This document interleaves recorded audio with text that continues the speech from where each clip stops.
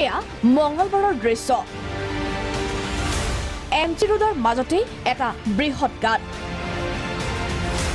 ফাঁচী বজাৰ আৰক্ষী চকীৰ সন্মুখতে হোৱা গাঁতটোৰ ওপৰেৰে অহৰহ পাৰ হৈছে বাহন।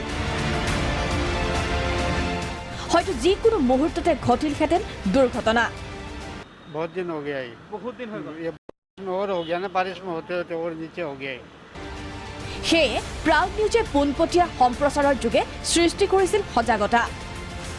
ফাঁচী বজাৰ এইটো মূল পথ এটা, যথেষ্ট ইয়াতে গাড়ী অহা যোৱা কৰি থাকে, বিভিন্ন ব্যস্ত এইটো পথ। আৰু এই ব্যস্ত পথটো আমি দেখুৱাইছোঁ ফাঁচী বজাৰ যিখন মূল বজাৰ, সেই বজাৰৰ পৰা যিখন আউটপোষ্ট আছে সেই আউটপোষ্টৰ মাজতে হৈছে এই গাঁতটো। আৰু এই গাঁতটোৰে এতিয়া পাৰ হৈ গৈছে কেৱল আজি মানে এইটো আজি প্ৰায় 4-5 দিন হৈ গ'ল এইটো গাঁতৰ সৃষ্টি হ'বলৈ, কিন্তু এতিয়ালৈকে কোনো ধৰণৰ মেৰামতি কথাৰ চিন্তা কৰা নাই। আৰু যাৰ ফলত এতিয়া যিকোনো মুহূৰ্ততে দুৰ্ঘটনা সংঘটিত হ'ব পাৰে। লগে লগে এগৰাকী আৰক্ষীয়ে সেই ঠাইত দিছিল সামৰিক প্ৰতিৰোধক। তাৰ পাছতেই তৎপৰ গড়কাপ্তানি বিভাগ।